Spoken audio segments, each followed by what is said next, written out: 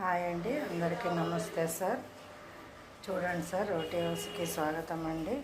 ఇక ఇవి సజ్జ రొట్టెలు తయారు చేసినాము, నైట్ తయారు చేసినాము, ఆరబెట్టి బాక్స్కి వేసినాము. ఇంకా ఇవి ప్యాకింగ్ చేయాలి. ఇవి వచ్చేసి జొన్న రొట్టెలు ప్యాక్ అయిపోయినప్పుడే ఆరబెట్టి ప్యాక్ చేసేసినాము. ఇక్కడ వచ్చేసి సజ్జ రొట్టెలు కొన్ని ప్యాక్ చేసినాము. సడన్గా ఎవరన్నా అడిగితే తీసుకుంటారని. ఇంకా ప్యాక్ చేసే సజ్జ రొట్టెలు ఇంకా ఉంది. ఇవి వచ్చేసి రాగి రొట్టెలు సార్, చూసుకోండి. కొన్ని ప్యాక్ చేసినాము, కింద కొన్ని లూజ్గా ఉన్నాయి. ఒక్కొక్కరు వచ్చిన వాళ్ళు లూజ్ అడుగుతారు, ఒక్కొక్కరు వచ్చేసి ప్యాకెటే కావాలా అంటారు సార్. రెండు ఉంటాయి మా దగ్గర. ప్యాకింగ్ నాటు ప్యాకింగ్ అని అన్న ప్యాక్ ఉంటుంది. మీరు చూసుకోండి, ఏవి కావాలంటే అది ఇస్తాము.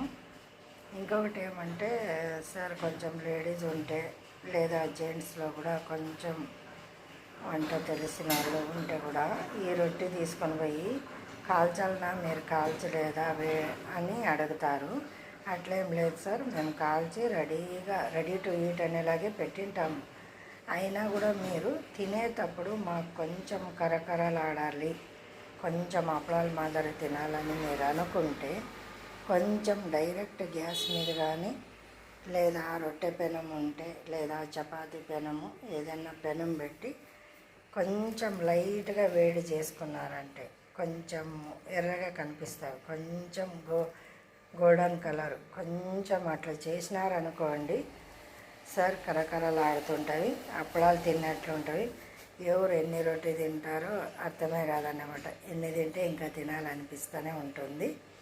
అలాగంత టేస్ట్ వస్తుంది. అది ఒకటి మీరు చేసుకోండి. లేదు మాకేం తెలియదు చేసుకోలేము అంటే కూడా తినొచ్చు.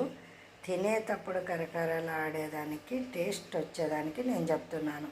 ఒక్కొక్కరు ఏమంటారు, అయ్యో మీరు ఆల్రెడీ కాల్చలేదా, మేము కాల్చుకొని తినాలన్నా ఇవి అని కూడా అడుగుతుంటారు. కాల్చుంటాము, మేము తినేలాగా ఉంటాము.